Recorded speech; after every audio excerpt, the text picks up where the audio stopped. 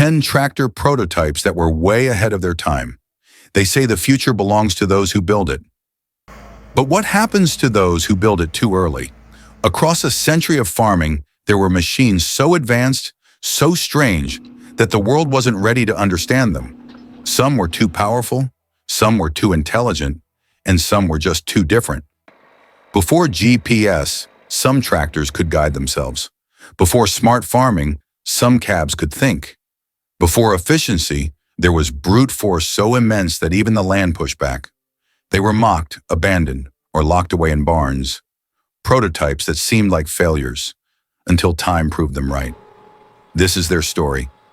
10 machines that saw the future before it arrived. So buckle in, because the story of the future doesn't start with AI, or satellites, or even automation. It began more than a century ago, in 1929, with a tractor that dared to move without wheels. Ranked 10th, Fordson snow motor, 1929. Imagine a tractor without wheels, not for fantasy, but for survival. In the winter of 1929, deep in Michigan, a group of engineers removed every tire from a Fordson and replaced them with two enormous metal screws, spiraled cylinders that churned through snow and mud like drills in motion. To farmers, it looked absurd. To the men who built it, it was a glimpse of the future, a machine that could go where no wheel ever could.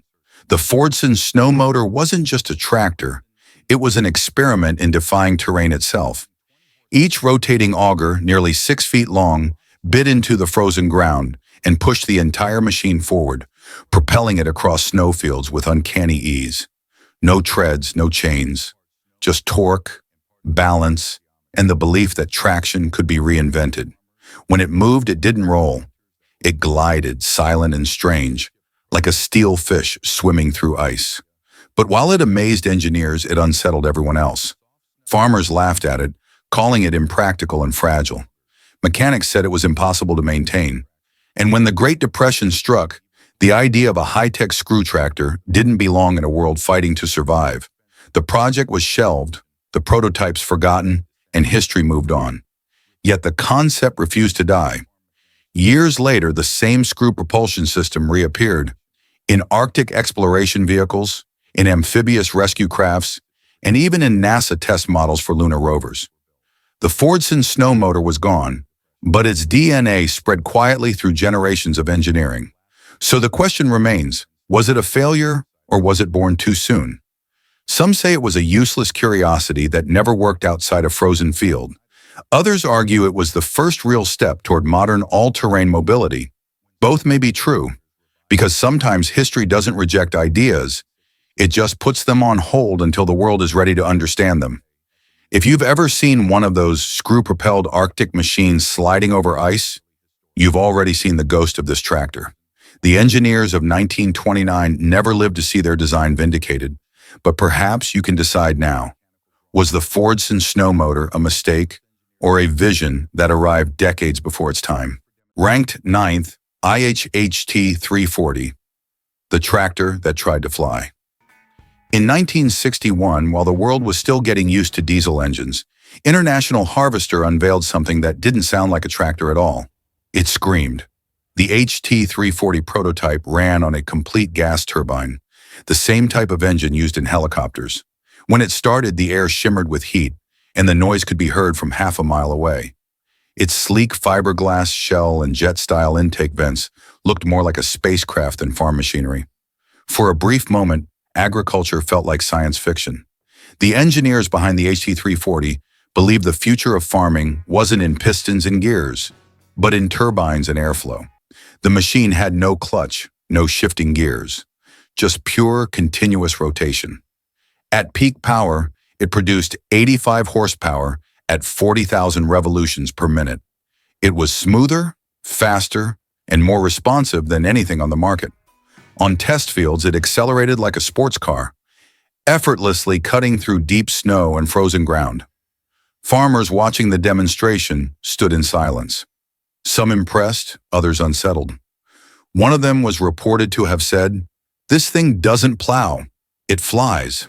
But that was precisely the problem. The turbine tractor was too advanced for its time.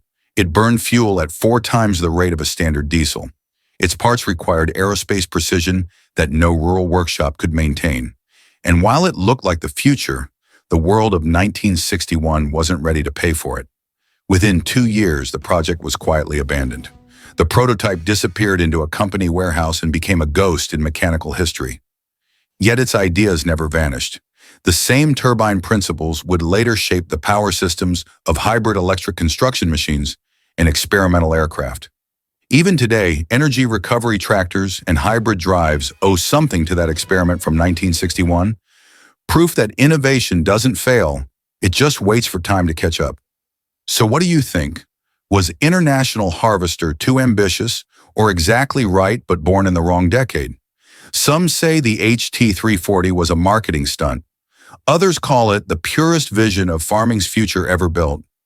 Maybe both are true, because every generation of innovation needs someone willing to make the machine nobody asked for, to show what's possible. Ranked 8th, John Deere Dane, 4-wheel drive, 1918. In 1918, when most farms still relied on horses, John Deere built a machine that made no sense to anyone else.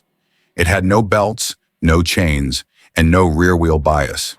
It was the first all-wheel drive tractor in the world, the Dane AWD. Its power didn't just push from behind, it pulled from every corner. Each wheel was connected through a revolutionary enclosed gear system, sealed against dust and mud, decades before anyone even thought about weatherproof drivetrains.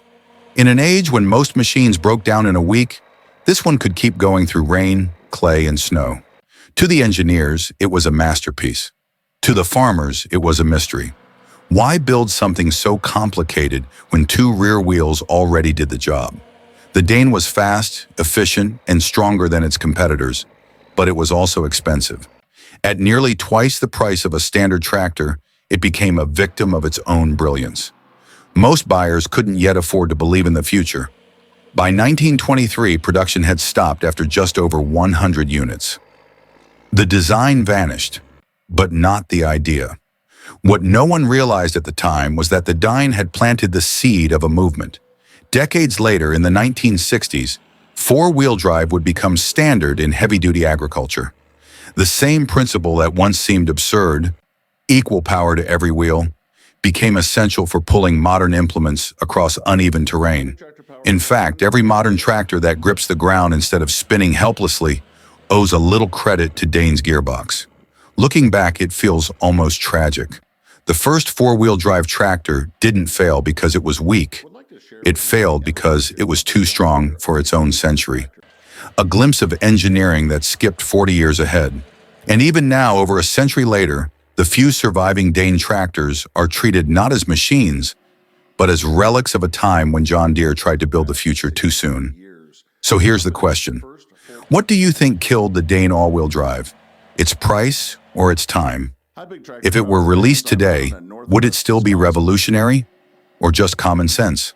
Ranked 7th, Massey Ferguson 1500. The articulated power too early for its time. In the early 1970s, when most tractors were rigid, predictable beasts, Massey Ferguson tried something almost unnatural. A tractor that bent. The MF 1500 articulated didn't steer by turning its front wheels. The whole frame pivoted at the waist. The operator could watch the machine twist under him as both halves moved in opposite directions. To most farmers, it looked wrong, a mechanical animal breaking its own spine. But to the engineers who built it, this was evolution, a machine designed to grip, balance, and breathe with the land itself. The idea was simple. Power should never fight the earth. It should follow it. By splitting the frame in two, Massey Ferguson gave the 1500 a turning radius smaller than machines half its size and the stability to pull heavier implements across rolling fields. Each of its massive wheels maintained contact with the uneven ground, translating muscle into control rather than slippage. It was among the first production tractors to prove that articulation wasn't just for construction giants. It could redefine agriculture. But brilliance often arrives too soon. The MF 1500 was heavy, expensive, and intimidating to maintain. Dealers struggled to convince buyers that a bending tractor wouldn't snap in half under strain. Many stuck to their familiar straight-frame models, leaving the 1500 to fade quietly from the catalog. Yet the concept refused to die. Within a decade, the idea of articulated steering would dominate high-horsepower farming. Versatile, Steiger, Big Bud, all followed the same principle Massey Ferguson dared to test first. Looking back, the 1500 wasn't a failure. It was a rehearsal for modern precision power. Its descendants now roam the Great Plains, pulling 12-meter implements, guided by satellites rather than steering wheels. The same pivot once mocked as too strange became the backbone of large-scale agriculture. So what do you think? Was the Massey Ferguson 1500 just ahead of its time? Or was it the moment farming finally learned to bend instead of break? Ranked 6th, Big Bud 747, 1977, the monster machine ahead of its time. They called it Big Bud 747, but big was an understatement. Built in 1977 in Havre, Montana, it stood over 14 feet tall and weighed more than 100,000 pounds. The largest tractor ever made by human hands. Its heart was a 16-cylinder Detroit diesel engine, pushing 1,100 horsepower. When it roared across the plains, windows trembled miles away. Nothing else looked like it, sounded like it, or came close to its sheer mechanical authority. Big Bud wasn't designed for show. It was built for a single farmer, the Rossi brothers, who needed one machine to pull a 14-meter cultivator across the vast fields of Montana. Every inch of it was custom: dual fuel tanks, a hand-welded steel frame, and tires taller than a man, specially made by United Tire Company. It could plow hundreds of acres in a single pass, doing the work of 3 conventional tractors without stopping. For a moment, it felt as if human ambition had finally matched the scale of the American land. But power has a price. Big Bud consumed nearly 20 gallons of fuel an hour. Its sheer weight chewed through soil, compacting the earth it was meant to nurture. And as farms began shrinking and efficiency replaced brute force, the age of mechanical giants quietly faded. The 747 became too powerful, too heavy, too much for a changing world. It was parked, forgotten for years in a storage shed, a monument to excess or to genius, depending on who you ask. Yet decades later, when Big Bud was restored and brought back to life, it drew crowds like a relic from a lost civilization. Farmers who had once mocked it now stood in awe. Because looking at it today isn't just looking at a machine, it's looking at a moment in history when people still believed that bigger meant better. So what do you think? Was Big Bud a warning about the limits of human engineering, or proof that those limits never really existed? Either way, it remains frozen in time, a steel archive of an era that dreamed in horsepower. Ranked 5th, Case IH Magnum, the digital pioneer of modern farming. By the late 1980s, farming was changing. Power was no longer enough. Control was the new frontier. And in 1989, Case IH unveiled the Magnum, a tractor that didn't just look different, it thought differently. For the first time, a farm machine was designed around the human being inside it. Its cab was curved for visibility, its seat was adjustable on air suspension, and its dashboard was digital. This was a tractor that talked back, reading engine data and soil load before the operator even noticed a problem.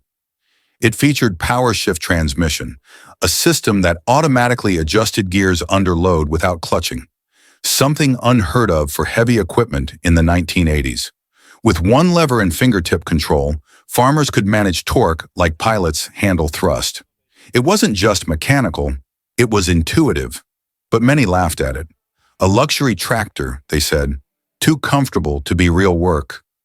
For decades, the cab had been a place of noise, dust, and vibration, a mark of toughness. The Magnum changed that forever. Inside, it was quiet enough to hear your own thoughts. Outside, it could work 16 hours straight without flinching. It blurred the line between human and machine, between operator and engineer. Case IH had built something the market didn't yet understand. A tractor for precision before precision agriculture existed. It looked like comfort, but it was actually control.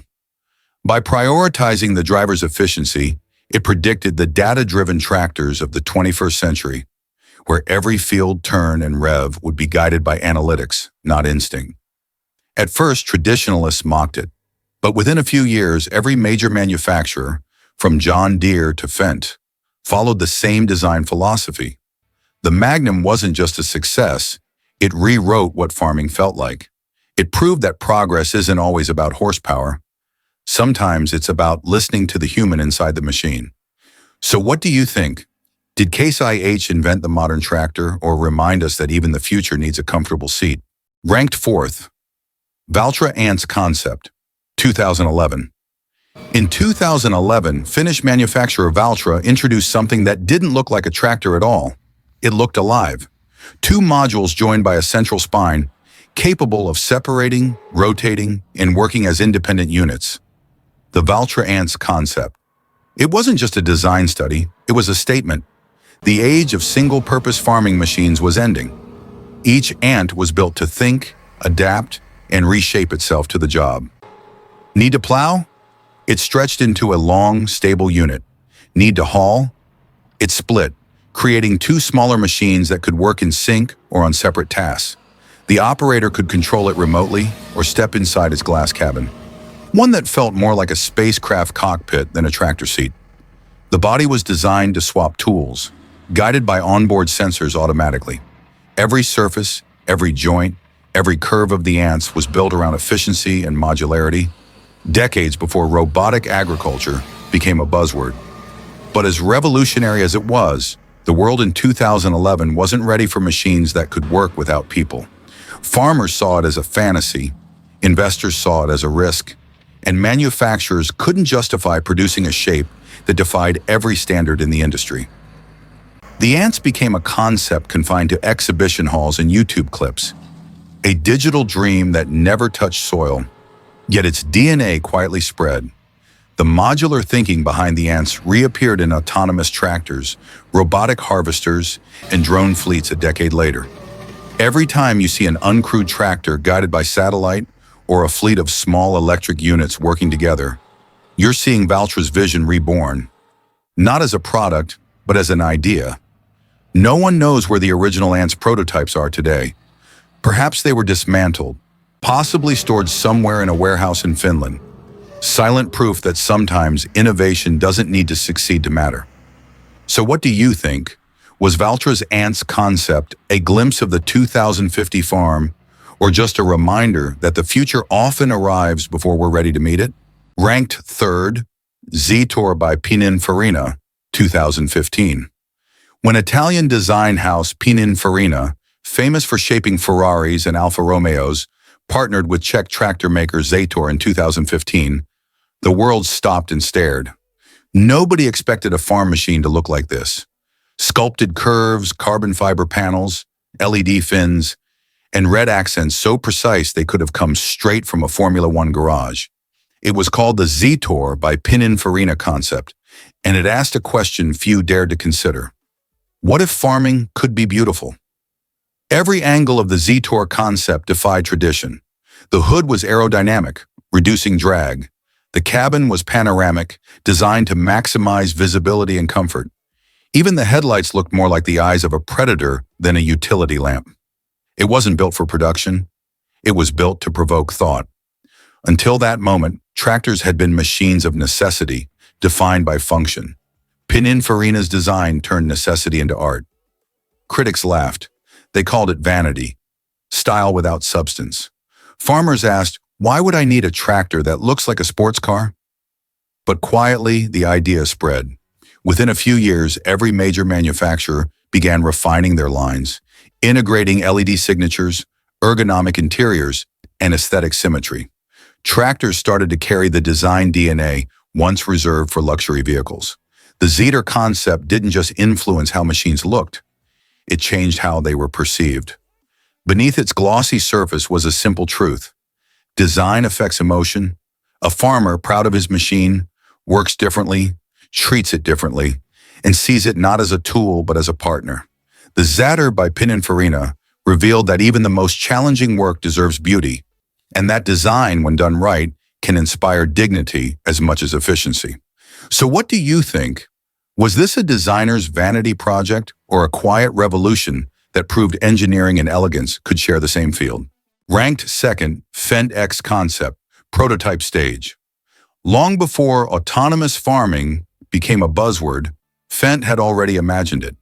The Fendt X concept, still only a prototype, was a whisper of what agriculture might become. A tractor without a driver, guided not by instinct or hands on the wheel, but by algorithms, sensors, and silent precision. Unlike anything on the market, the X concept was built around complete autonomy. Each wheel housed its own electric motor, allowing the tractor to move with surgical accuracy. Overhead, drones scanned the fields, measuring nitrogen levels, moisture, and crop health, sending real-time data straight to the tractor's onboard AI. The machine responded instantly, adjusting speed, pressure, and a route without waiting for human correction. Every pass it made was recorded, mapped, and learned from. It wasn't simply driving, it was thinking. When Fendt revealed the prototype, most people called it impossible. Farmers asked, who would trust a machine that works alone? Regulators weren't ready, and the market didn't exist yet, but that's the irony of innovation. It rarely fits the moment it's born. The technology that felt too advanced in the 2010s now defines the 2020s. GPS guidance, field mapping, autonomous harvesters, and electric tractors all trace their lineage back to experiments like this one. What makes the Fendt X concept remarkable isn't that it worked perfectly. It didn't, but that it dared to ask the question before anyone else did. What happens when the farmer no longer drives the tractor, but programs it? A decade later, that question has become reality. The line between human and machine has blurred into code, and the tractor has evolved from muscle to memory. The Fendt X never reached mass production, but it remains a kind of digital fossil, proof that the future of farming was already on the table, waiting for the rest of the world to catch up. So what do you think? Was the Fendt X just another concept shelved too soon, or the first true step toward fields that farm themselves? In first place, John Deere 8 are autonomous, 2022. After more than a century of evolution, from steam to diesel, from levers to sensors, John Deere did something that changed farming forever. In 2022, the company unveiled the 8R autonomous tractor, a machine that finally erased the last symbol of human control, the driver's seat. It looked like any other 8R, green, strong, familiar. But when it started to move, there was no one inside. No steering wheel turning, no hands shifting gears, no operator watching the rows. Just 6 stereo cameras, a deep learning brain, and a GPS correction system precise within an inch.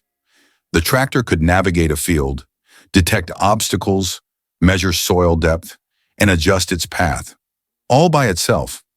For the first time in history, a tractor didn't need a farmer in the cab to farm. It didn't happen overnight. It took over 100 years of invention, from the Dane's first 4-wheel drive system in 1918, to the IH Magnum's digital interface in 1989, to the Fendt X concept's autonomous dream. Each prototype pushed the world a little closer to this moment. The 8R didn't just represent technology, it represented the completion of a prophecy that one day the machine would no longer need to be guided by hands, but by history itself. Farmers can now start and monitor it through a smartphone app. The AI scans its surroundings 360 degrees, learning from every pass, every inch of ground. It pauses when it senses a rock, recalculates routes when it detects a ditch, and updates its memory after each run. In a way, it's not just a tractor, it's an evolving partner, a witness to everything the human eye once had to see. Some call it progress, others call it a line crossed. The fields are quieter now. No engines revving, no figures behind the glass, just motion, precision, and silence. For 100 years, machines have mirrored their makers. But this one no longer does. It moves on its own, guided by the legacy of every invention that came before it. Maybe this is what ahead of its time really means. Not an idea waiting for the future, but a future that has already arrived. So what do you think? Is the John Deere 8R the greatest triumph in agricultural history, or the moment machines finally stopped waiting for us? A century ago, the future was already here, hiding inside the minds of a few engineers who saw beyond their age. They built machines that could walk, bend, and think long before the world had words for what they were doing. Most of them failed, some were forgotten, but none of them were wrong. Because every idea, no matter how strange or impossible, becomes reality the moment time catches up. From the screw-driven Fordson that conquered snow, to the turbine tractor that roared like a jet, from the first four-wheel drives that gripped the earth to the autonomous 8R that drives without a driver. Each one was a chapter in the same story. Humanity's relentless attempt to master the land, and in doing so, to understand itself. The machines have changed, the dream hasn't. The next time you see a tractor moving across an empty field, remember that silence isn't absence. It's the sound of history catching up. Thank you for joining this journey through the forgotten future. If you believe some ideas deserve a second chance, subscribe to Tractor World, and I'll see you in the following story.